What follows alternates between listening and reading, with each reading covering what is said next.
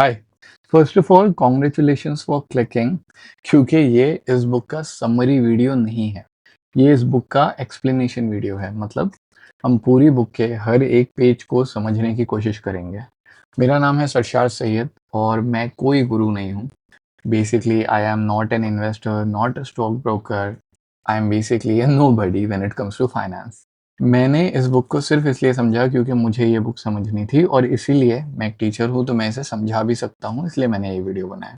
इसमें एक और चीज़, किसी भी चीज़ को अगर यूज़ करना है, संभालना है, तो उसके लिए उसे समझना ज़रूरी है। तो अगर आपने इस वीडियो पे ये सोच के क्लिक किया है कि ये बुक आपको अमीर बना देगी, बिल्कुल बनाएगी, लेकिन इसके अंदर कोई भी ट्रेडिंग स्ट्रैटेजी नहीं है कि आप एक शॉर्टकट लगाएंगे या आपको पैसा ऐसा इन्वेस्ट करना है, वो इस किताब के अंदर नहीं लिखा।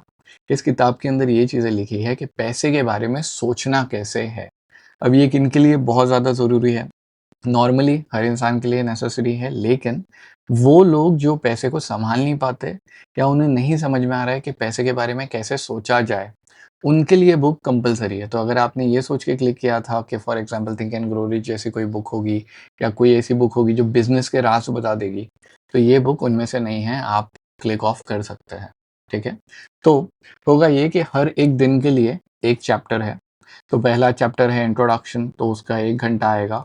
उसके बाद में जैसे-जैसे हर एक चैप्टर है, तो उसके हिसाब से हम लोग हाफ एन आवर से लेके 1 आवर के बीच में 1 घंटे का 1 लेक्चर रहेगा हर एक चैप्टर के ऊपर, और ऐसा करते-करते हम लोग पूरी बुक खत्म कर देंगे। ये चैप्टर रोज़ सुबह 9 बजे अपलोड होंगे। सो अगर आप अभी लाइव में देख रहे हैं, तो ये चैप्टर्स ऑलरेडी रिकॉर्ड हो चुके हैं, अभी अपलोड होना शुरू हो रहे हैं और आप ये देख रहे हो जो अभी अपलोड हो चुका है, ठीक है? So I really hope that this books make you think correctly about money और आपका सफ़र अच्छा रहे। Thank you. कई बार ऐसा बोला जाता है nothing is free in life, या ऐसा बोला जाता है कि नथिंग इज़ फ्री, तो इसको ना लोग बहुत ज़्यादा इमोशनली थोड़ा हैवीली थोड़ा ज़्यादा समझ लेते हैं, उतना डीप में जाने की ज़रूरत नहीं है। तो जैसे बोलते हैं कि you can not just get everything for free और nothing is free for you, compulsory नहीं है। फॉर एग्जाम्पल आपका कोई भाई है या बहन है जिसने आपके लिए फ्री में खाना बनाया, that is a free thing, because वो खाना बनाए या ना बनाए आपके लिए, आप उनके लिए जो ज़िंदगी में कर सकते थे आप कर देते थे।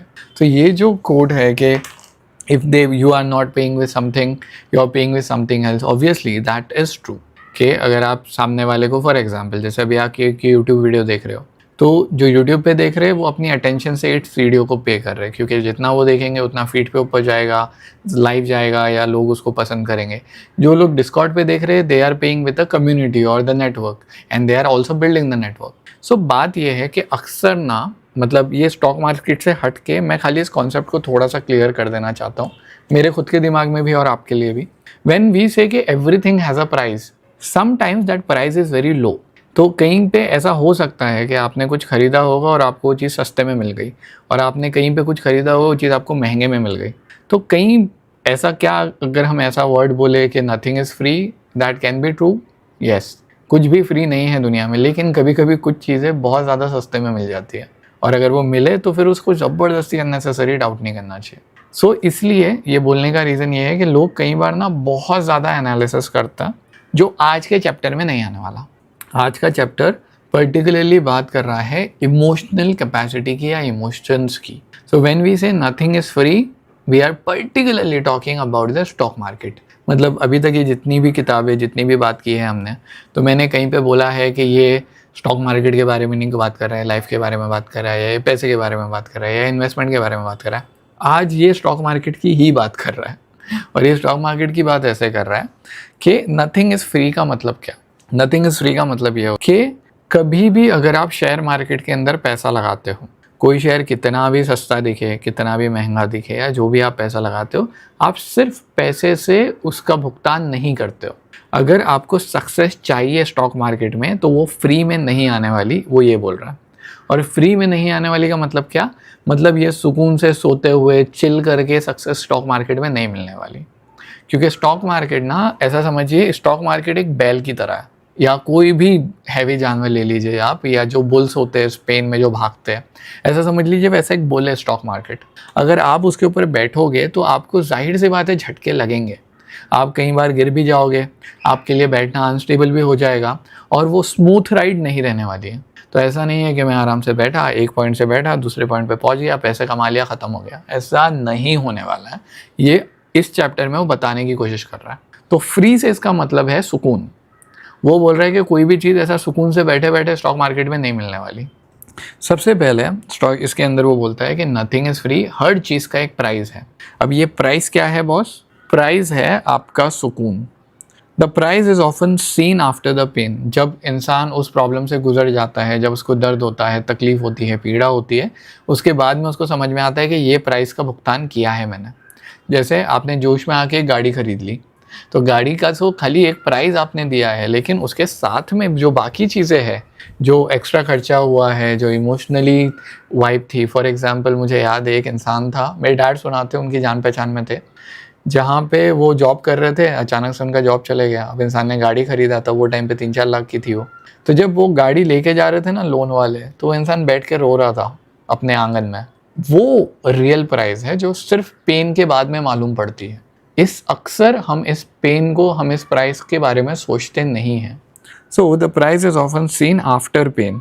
GE करके, जनरल इलेक्ट्रिक करके एक बहुत बड़ी कंपनी है, जिसके बारे में जब तक वो कंपनी के सक्सेस, अब पहले कंपनी की स्टोरी समझ लो फिर हम आगे जाएंगे। कभी भी, और इसके लिए स्टॉक मार्केट वालों की तुमको थोड़ी साइकोलॉजी समझनी पड़ेगी, और आज एक्चुअली हम उसके बारे में बात कर रहे हैं। देखो होता ये है कि आपने समझ लीजिए पैसा लगाया, ओके, लेजर से सुशांत ने एक कंपनी के अंदर 3 लाख रुपए लगा दिए और 3 लाख उनकी पूरी ज़िंदगी की अभी तक की सेविंग है। तो लेजर से उनकी एज है अबाउट 22 में उसने कैसे वैसे करके कहीं पे जॉब करके या जितनी भी हाई सैलरी हो, पूरी ज़िंदगी की जो सेविंग है अभी तक की लेजर से वो 3 लाख है।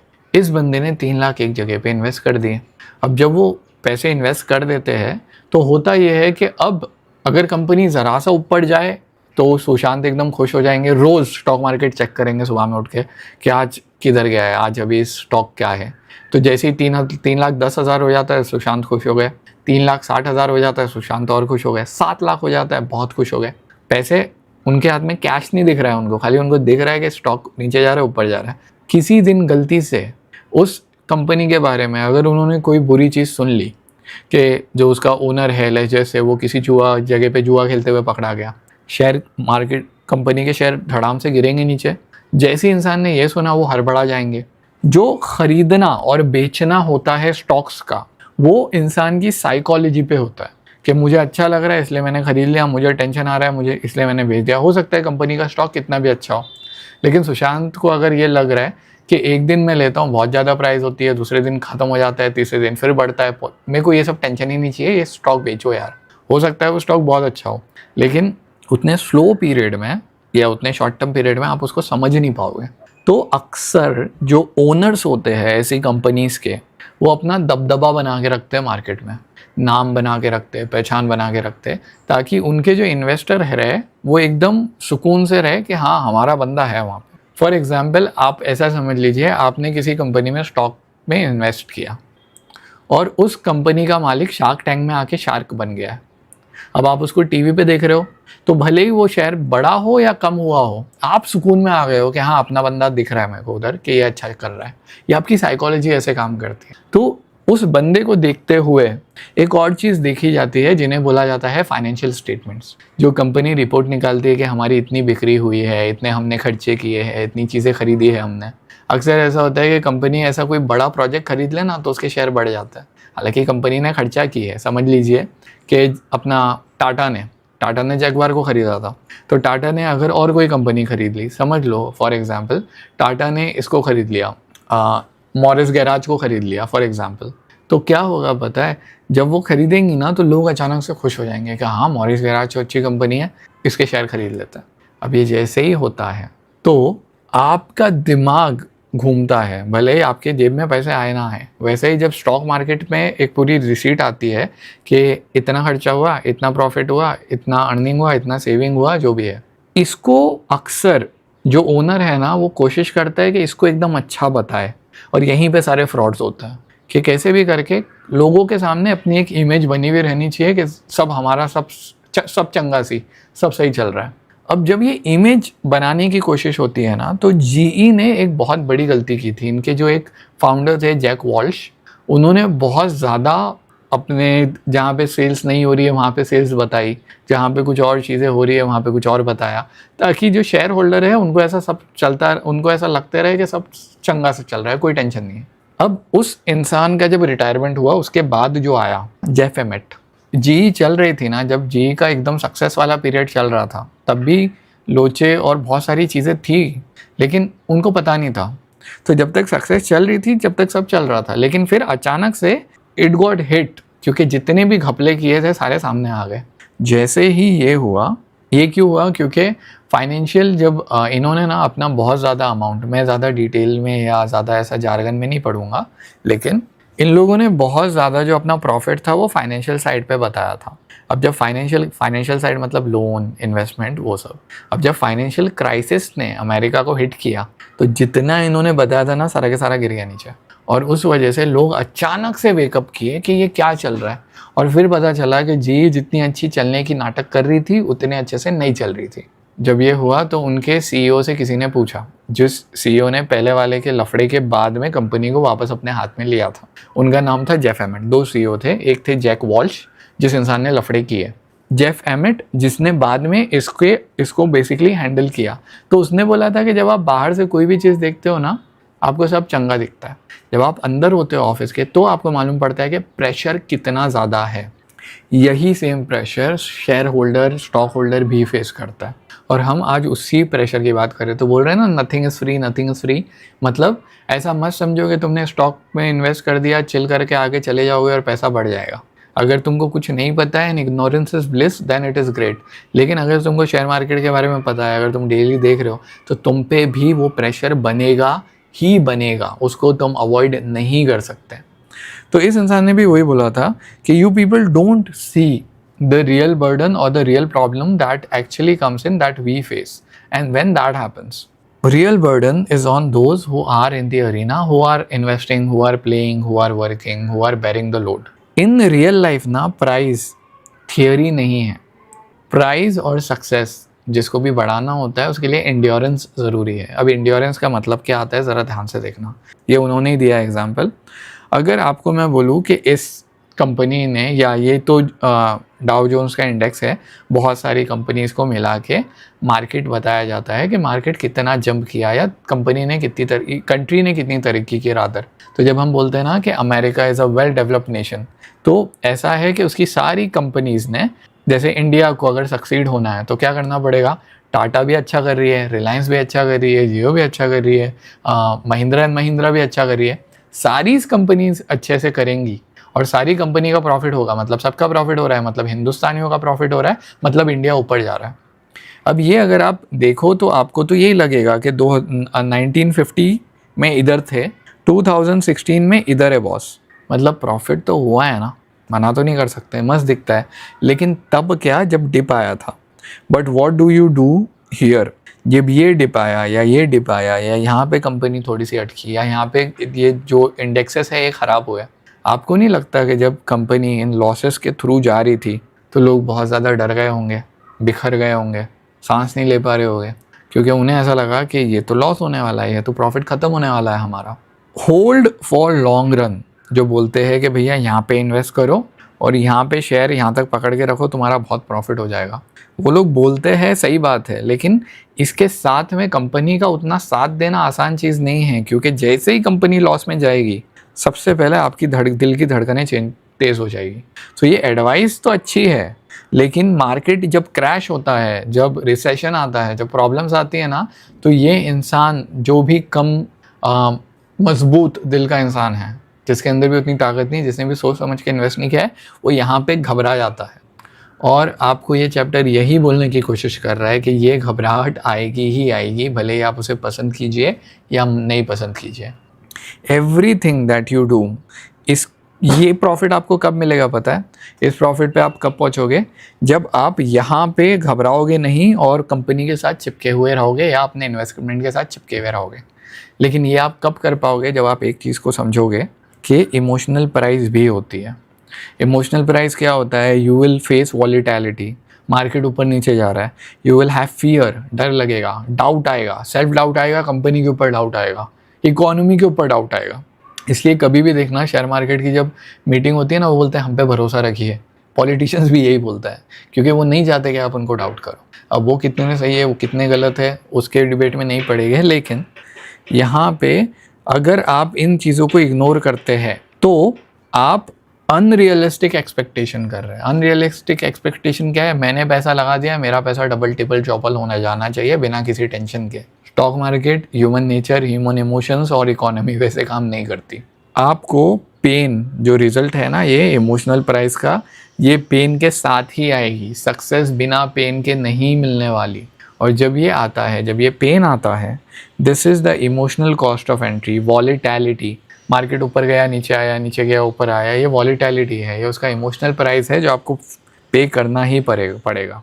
अगर यहाँ तक का एक्सप्लेनेशन आपको अच्छा लग रहा है तो इस बुक को उठाने के बाद में जो बुक हम समझा रहे हैं अभी करेंटली गूगल मीट के ऊपर हमारे ग्रुप में व्हाट्सएप के, जो कम्प्लीटली फ्री है, वो है ये stay like an artist. So अगर आपको ये बुक समझनी थी, so all you have to do is basically join the group, और वहाँ पे आपको गूगल मीट की लिंक आ जाया करेगी। आप वहाँ पे कनेक्ट होके लाइव सेशन में आके, और वो ना स्ट्रीम होता है ना बेसिकली कहीं और जाता है, तो it is basically a very compact setting where आप क्वेश्चन पूछ सकते हो, डिस्कशन कर सकते हो, अपनी अंडरस्टैंडिंग बढ़ा सकते हो।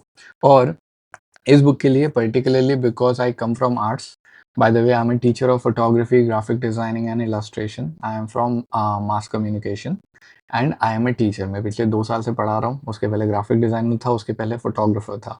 तो आई बिलीव इस बुक को मैं थोड़ा ज़्यादा बेहतर तरीके से समझा सकता हूँ। अगर आपको ज्वाइन होना है तो बिल्कुल आ जाइए लिंक पे क्लिक करके। ये हमारी व्हाट्सएप की कम्युनिटी है, ऐसे ही कम्युनिटी डिस्कॉर्ड पे भी है। और अगर अच्छा लगे अभी तक ये वीडियो तो प्लीज़ सब्सक्राइब कर देना यार, और साथ में शेयर कर दो क्योंकि वो बहुत ज़्यादा ज़रूरी है। ऑल्सो अगर कोई भी डाउट आता है आप कमेंट में पूछ सकते हैं, मैं कमेंट में रिप्लाई कर दूंगा, ठीक है। अब अगर हम एग्जाम्पल लें तो बहुत सारे मैसिव विनर्स है। फॉर एग्जाम्पल नेटफ्लिक्स और मॉन्स्टर जो अपनी एनर्जी ड्रिंक आती है। अभी अगर मैं आपको बोलूँ नेटफ्लिक्स कितना सक्सेसफुल है, आप बोलोगे बॉस बहुत सक्सेसफुल है। अगर मैं आपको बोलूँ मॉन्स्टर कितना बड़ा सक्सेस है, बहुत बड़ा सक्सेस है। लेकिन अगर आप उनका डेली देखोगे ना तो वो लोग अंडर परफॉर्म करते हैं, वो डेली जीतते नहीं है। उनकी कई बार हार होती है, शॉर्ट टर्म में उनकी प्रॉब्लम्स आते हैं, शॉर्ट टर्म में वो पिटते हैं, लेकिन वो एंड्योर करके आगे जाते हैं। अब अगर इन कंपनीज में आप पैसा लगाते हो तो जिस दिन ये पिट रहे हैं उस दिन आपको घबराना नहीं है। So this under perform daily but you have to digest it. जैसे इसने अंडर परफॉर्म किया ना, यहाँ पे जहाँ पे अभी रेड मार्क्ड है, वैसा ये कंपनीज भी अंडर परफॉर्म करती है। और आपको ये समझना पड़ेगा कि जब ये डेली अंडर परफॉर्म कर रहे हैं, जो बेसिक आपके बिगेस्ट विनर्स भी है, वो भी डेली कई बार कांपते हैं, कई बार गिरते हैं, कई बार उनको चीज़ें समझ में नहीं आती। तब आपको ये समझना पड़ेगा कि आपको आपके इमोशन को हैंडल करना पड़ेगा। You will need to pay the emotional price and handle your emotions to handle everything. इसमें 3 चीज़ें होती है दोस्त।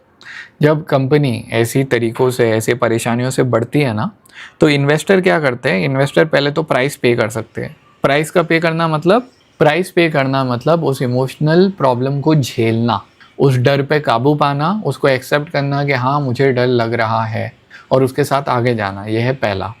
दूसरा क्या है? Accept lower return. सस्ते में बेच दो, ज़्यादा प्रॉफिट। फॉर एग्जांपल आपने 100 लगाया था, उम्मीद थी 300 तक जाने की, 200 तक जाके वापस गिर रहा था, जैसे ही 160 पे आया आपने बेच दिया, तो आपका प्रॉफिट कितना हुआ? जहाँ पे आपका प्रॉफिट 200 हो सकता था, आपका प्रॉफिट खाली 60 हुआ है, राइट? तो ये है एक्सेप्ट लोअर रिटर्न। और तीसरा होता है चीट करना। ये बड़ा अच्छा कॉन्सेप्ट है, ये मेरे को डिस्कस करना था। चीट करने का मतलब क्या होता है? चीट करने का मतलब ये होता है, मैं गेम में आया तो हूँ लेकिन मेरे को प्रॉब्लम नहीं चाहिए, तो मैं क्या करूँगा, मैं सारी की सारी चीज़ें पढ़ूँगा और मैं बच के निकल जाऊँगा। तो अगर ये कंपनी अच्छी जा रही है तो मैं ये कंपनी में चढ़ जाऊँगा, फिर जैसे ही ये कंपनी गिरने लगी मैं दूसरे में चढ़ जाऊँगा, फिर दूसरा गिरने लगा तीसरे में चढ़ जाऊँगा, ऐसा करके करके मैं ऊपर पहुँच जाऊँगा।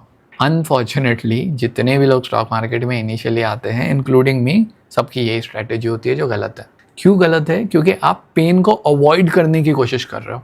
और ये बुक बोल रही है कि कोई भी चीज़ फ्री में नहीं आने वाली, पेन होने ही वाला है, धड़कनें तेज़ होगी, आपको स्टॉक के साथ में चिपक के रहना पड़ेगा। तो अगर ऐसा करते हो आपके, फॉर एग्जांपल आपने टाटा में पैसे लगा दिए, फिर रतन टाटा सर की डेथ हो गई, तो आपने बोले कि अब क्या होगा, अब तो डर लग रहा है, अब निकाल के रिलायंस में लगा दिए। ये ऐसा ही बोलना है जैसे क्रिकेट का टूर्नामेंट चल रहा है, आपने इंडियन टीम पे पैसे लगाए, फिर आपको ऐसा लगा कि नहीं नहीं ये तो हार जाएगी, दूसरी टीम पे लगा दिए, फिर न्यूजीलैंड पे लगा दिए, फिर कहीं और लगा दिए। अब क्या होगा जब आप ऐसे करते हो ना, तो ये आपको प्रॉफिट नहीं देके जाएगा, ये आपको ज़्यादा एक्सपेंसिव पड़ेगा ये। अगर आप एक ही टीम के साथ रहते हो और बोलते कि भाई मेरे को तेरे पर भरोसा है, हैंडल कर ले, तो शायद वो ज़्यादा बेटर होता। तो पहला क्या है, चिपके रहो, एक्सेप्ट करो कि हाँ प्रॉब्लम होने वाली है, मेरी दिल की धड़कनें चेंज होगी, मेरे को हो सकता है लॉस भी हो जाए, पर मैं टिक के रहूँगा। पहला ऑप्शन ये है। दूसरा, डर के पीछे हट जाओ और कंपनी छोड़ दो। यहाँ पे आपका जितना प्रॉफिट होने वाला था उतना नहीं होता है, थोड़ा कम होता है, ठीक है। तीसरा, चीट करने की कोशिश करो स्टॉक मार्केट को, कि यहाँ पे कुछ जाते हैं फिर ये निकाल के यहाँ पे कुछ जाएंगे, फिर ये निकाल के यहाँ पे कुछ जाएंगे। उसके अंदर क्या होता है, जब आप ऐसा करने की कोशिश करते हो ना, पहली बात तो आपको नहीं पता कौन सी कंपनी ऊपर जाएगी कौन सी नीचे जाएगी। तो क्यों ये एक्सपेंसिव होता है इसका मतलब समझो। आपने पैसा लगाया था लेट्स जैसे एप्पल में, एप्पल में पैसा उठने वाला था पर एप्पल उतना नहीं उठ रहा है। अब आपने देखा सैमसंग है, आपने सैमसंग पे कूद गए, तो आप कोई मिडास टच वाले इंसान थोड़ी होगे, जिस कंपनी में आप जाओगे वही उठेगी। आप उस पर उठे, वो गिर गई, तो आपका तो उल्टा लॉस होगा ना। आप अगर एक कंपनी के साथ में जब वो बार नीचे जा रहा था चिपके रहते, तो हो सकता है वो ऊपर चले जाता, हो सकता है, गारंटी कोई नहीं दे सकता। लेकिन सोचने का तरीका ये है कि जब आप ऐसे ऐसे ऐसे करके अपने पेन को, अपने टेंशन को, अपने लॉस को अवॉइड करने की कोशिश करते हो टोटली, कि नहीं नहीं मेरे को तो 100% प्रॉफिट चाहिए, तब आप ज़्यादा बड़ी गलतियाँ करोगे। और when I say loss, monetary loss may be not, because definitely हर किसी को सिर्फ प्रॉफिट चाहिए, लॉस कोई नहीं करना चाहता। लेकिन इमोशनल जो आप एकदम जज्बात में आ जाते हो, अब अगर आप ये चाहते हो कि मेरे को कोई प्रॉब्लम ही नहीं होनी चाहिए, तो वो पॉसिबल नहीं है स्टॉक मार्केट में स्पेसिफिकली। इन्वेस्टमेंट्स आएंगे, हम जहाँ पे रहते हैं ना, जो घर है हमारा, बीच में 2-3 बार ऐसी अफवाहें उड़ी कि अरे मीरा रोड के प्राइसेस गिरने वाले हैं। इस चीज़ को बनाया गया था, मे बी किसी को कुछ घर सस्ते में ख़रीदना था उसलिए, या किसी को जगह सस्ते में चाहिए थी उसके लिए, या मे बी किसी और ने किसी भी रीज़न से बनाया हो। इसके चक्कर में कुछ लोगों ने घबरा के घर बेच दिए। वो प्राइस कभी नीचे ही नहीं गई, प्राइस ऊपर ही चढ़ी, थोड़ी स्लो चढ़ी, लेकिन फिर वापस पेस में चढ़ी और अभी भी चढ़ रही है। लेकिन उस टाइम पे जब किसी इंसान ने सोचा कि अरे प्राइस कम होने वाला है, अभी तो सही नहीं होगा, कहीं और जाके घर खरीद लेते हैं, उन्होंने यहाँ से घर बेचा, कहीं और पे घर खरीदा, वहाँ के प्राइस बढ़ने की क्या गारंटी है, हमें नहीं पता ना। वही चीज़ स्टॉक मार्केट के साथ भी होती है। आपको अपना दिल थोड़ा सा स्ट्रॉन्ग रखना पड़ेगा। Emotion is the price that you pay and you will have to deal with your emotions. अपने जज्बात को हैंडल करना पड़ेगा, ये रियल प्राइस है with money when you stock in anything, when you invest in any stock. बात यह है कि लोग सोचते हैं कि मैं टैक्टिक लगाऊंगा, टाइमिंग लगाऊंगा, एक स्टॉक पे से दूसरे पे जंप करूंगा, तीसरे पे जंप करूंगा। ये लोग अक्सर फेल होते हैं और इनको पनिशमेंट ही मिलती है। ऐसा इस बुक में लिखा हुआ है। मैंने स्टॉक मार्केट में इतना टाइम नहीं इन्वेस्ट किया, लेकिन ऐसा इस बुक में लिखा हुआ है। What happens is you try to avoid pain. तो म्यूचुअल फंड जिसको बोलते हैं ना, कि म्यूचुअल फंड के अंदर निवेश करना चाहिए और mutual fund are the best things. Mutual fund में भी बहुत ज़्यादा वॉलीटिलिटी होती है, तो ऐसा नहीं होगा कि आप पैसे लगाओगे और अचानक से सारे पैसे बढ़ जाएंगे। उसके अंदर भी कभी वो ऊपर हिट करेगा, कभी वो नीचे करेगा, कभी आगे जाएगा, कभी पीछे जाएगा, कभी जितना प्रॉफिट आपने एक्सपेक्ट किया है उतना नहीं मिलेगा आपको। ये सोच समझ के जाना पड़ेगा, क्योंकि इन्होंने एक रिसर्च की थी कि जब किसी ने यहाँ से बचने के लिए वो स्टॉक मार्केट के अंदर चले गए, सॉरी म्यूचुअल फंड के अंदर चले गए, मालूम पड़ा कि वो ज़्यादा वॉलेटाइल था। It ended up to be more volatile than what they expected, because वो इंसान अपनी दिलेरी के साथ कर ही नहीं रहा था, वो डर के कर रहा था। अब यहाँ पे एक बहुत सिंपल थॉट प्रोसेस आता है, प्लीज़ समझना। आप, ये मैंने लिखा है कि ऐसा समझिए आप एक बुल के ऊपर बैठे हुए हैं, वो ऊपर भी जाएगा नीचे भी जाएगा, भागेगा, स्मूथ राइड नहीं होने वाली है। और अगर आप स्मूथनेस एक्सपेक्ट कर रहे हो तो फिर थोड़ा सा प्रॉब्लम होगा। You can not avoid short term pains. तो जो शॉर्ट टर्म में पेन होने वाला है ना, दिल की धड़कनें तेज़ होने वाली है, टेंशन आने वाला है, हैंडल करना पड़ेगा, वो करना ही पड़ेगा, भले आपको अच्छा लगे या बुरा लगे। अगर आप ये अवॉइड करने की कोशिश करते हो तो you will and up in more expense. अब एक आखिरी पॉइंट आता है, जब भी किसी कंपनी ने, जैसे जीई का एग्जाम्पल है, सेल फेक किया, इन्होंने, ये लोग यही कर रहे थे, ये ट्राई करने की कोशिश कर रहे थे कि जो स्टॉक मार्केट वाले उनके ऊपर बैठे हुए हैं ना, जो इन्वेस्टर उनके साथ बैठे हुए हैं, वो उनको ऐसा बताने की कोशिश कर रहे हैं कि नहीं नहीं हमारा तो बस हम तो एकदम मतलब उड़ के इधर से उधर चले जाएंगे। हालांकि बिजनेस वैसे नहीं चलता, प्रॉफिट भी होता है, सेल भी होता है, लॉस भी होता है, सब कुछ होता है। भले ही आप खुद का धंधा डालो या धंधे में पैसा लगाओ, स्मूथली चीज़ें नहीं होती है। लेकिन ये कैश अकाउंट्स इधर से उधर क्यों किया जाता है? एक तो एक्स्ट्रा पैसा कमाने के लिए, दूसरा ये बताने के लिए कि चीज़ें बहुत ज़्यादा स्मूथ चल रही है, ताकि इन्वेस्टर का पैसा, इन्वेस्टर का ध्यान, इन्वेस्टर का जो जज्बा है आपके अंदर बना रहे। अब जब भी किसी ने ऐसा करने की कोशिश की है, they lose. Why? Because the price of investment is emotional.